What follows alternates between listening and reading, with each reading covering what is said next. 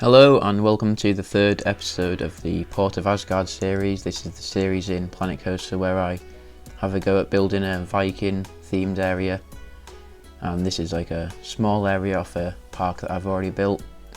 So yeah, in this episode I think we get quite a lot done. Continuing the buildings along the street, and also we start a bit of the queue line, and also, as well as that, we build the lighthouse. So the lighthouse is sort of another key feature, another big landmark, similar to the tower that we've got in the middle of the port. So I'm quite happy with how the lighthouse turns out in the end. And yeah, you'll see the lighthouse later on in the video. So before we get deep into this video, I just want to apologise for the lack of this series, I guess, because it's been about 2 weeks. And that's because I've been busy over Halloween. I went to Thorpe Park, and that was the Fright Nights event at Thorpe Park, and that was good. I didn't get to do too many mazes in the end because they all had unbelievably long queues, and to be honest, I'd rather get night rides on some good coasters than do a maze, but I regret not doing as many mazes as I did. I should have done more. I don't know if that made sense, but yeah, anyway, as you'll see here, I'm putting a lot of wooden planks in, and that's what I've done a lot in the rest of the area. Another thing you'll notice is that this roller coaster has extended a lot, and yeah, I built this off camera. I think it's not finished yet, I just got a bit more of it done so I can look at the surrounding area of it. And I think I'll do a video where I finish the coaster track off later on in the series. So here I'm starting the entrance area of the ride. I want it to be quite epic, and similar to Icon at Blackpool Pleasure Beach, the track goes over the entrance sign, so there'll be an entrance sign to the ride which does not yet have a name. So yeah, keep your suggestions coming, think of a good name for this ride and I'll be very appreciative of it. And yeah, I put a bridge in here with the path, trying to get the terrain more even, but in the end couldn't work out. So this is a pretty interactive part of the ride. The ride dives down into a trench, and then there's the bridge. Well, there's two bridges that go across it in the queue line, and then you'll see the rest of the cattle pen queue line there. But I'm pretty proud of what I've done in this episode actually, and that's because before I've sort of been used to building on a grid using building pieces, but I sort of used the wooden planks to do a lot more than just decorate buildings. So in fact, I pretty much built the lighthouse all out with wooden planks, and in the end I think it looks awesome.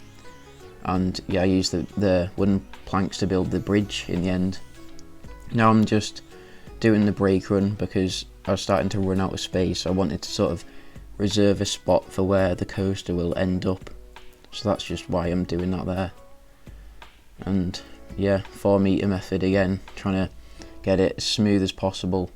4 meter method just on the end, like just before the brake run, that's how much I'm doing it. And here the queue then goes indoors, but I'm putting these rocks around to sort of make it interactive for the ride, and also I couldn't really find a way to use just building pieces to get that fence, what am I on about, to get that path nicely into the building. So I used rocks there, and yeah, it looks alright. So now, as always, I'm being very creative with all these wooden planks, and I don't know why I did this. I don't know, my brain has these stupid ideas that I think will look good because I don't really have an explanation of what this is. But I guess it's sort of a fence, like a natural barrier to stop stuff from falling out people's pockets and hitting guests who are on the path. But anyway, I'm using wooden planks again. I use a lot of wooden planks in this video. To be honest, I probably use a lot of wooden planks in this whole series, but I'm using the planks to create a little shelter for the member of staff who's letting absolutely nobody into the ride, but apparently I'm paying her to stand there, so that's what she's doing. So I'm just making sure she doesn't get rained on. Well, no, not really. It just makes it look better, a bit more realistic, because quite a lot of rides do have these little archways that you walk under, and yeah, I need the suggestion for a name, so I just put name here.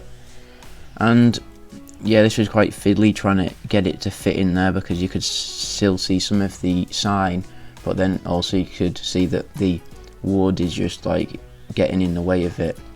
And then I found a more suitable colour for it, so then I can just stick the name in there, and then that's it.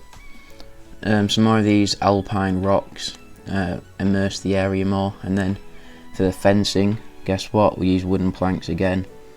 And yeah, there's a lot of wooden planks going down here. I don't get this queue line done, and need to continue this later on, but I make a start on it. You can see it's subject to change because I've not finished the coaster yet, and I think that'll probably come in around episode 5 or 6.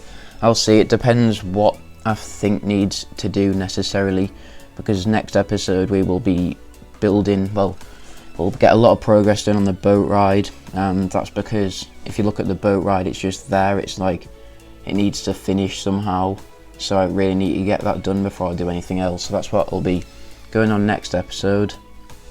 And yeah, I think that's going to have a bit of a dark ride section, challenging myself because I'm never good at dark rides, but I'll see what I can do. For me, the problem with building dark rides is the fact that they're indoor, because the way that the walls get in the way and stuff, I've just never really been able to get around it. And a lot of props, sometimes I run out of props. I just don't have, I'm not creative enough to build good dark rides basically. But I've not attempted a dark ride for a while, so we'll have a look and I'll see what I can do. Hopefully it'll be something decent in the end. And so as it is a Viking area, I sort of want the boat ride to have a bit of a storyline. And yeah, so I think it'll be like you're on the voyage, so you leave the port, maybe have a port, like a docks area as you leave the station, then you climb up the lift, maybe go down some drops near the roller coaster, and then also when you go indoor there'll be a bit of a, like, maybe you hit a storm, which is why it goes dark, and then I'll have like some fire effects and stuff as like you burn down villages, because that's what the Vikings did. If I'm correct, I think they like raided villages on sort of East Anglia, so like eastern coast of England, and burnt villages down. I think that's what they did. So I'm trying to get this ride themed. In the indoor queue, I don't really do anything, and I don't know, it's not really necessary, so didn't put myself in any hassle. But I put a wall there so you can't see that I've done nothing. And yeah, now the fences, and I'm sort of crossing these over to make it look a bit more messy. I don't want it to be neat. It's like Viking, so obviously what 14th century sort of times this would be, so they wouldn't have the neatest resources, they wouldn't have the best tools to make everything perfect, so everything's a bit sort of off. And yeah, now I'm building the lighthouse. So this was a very long process.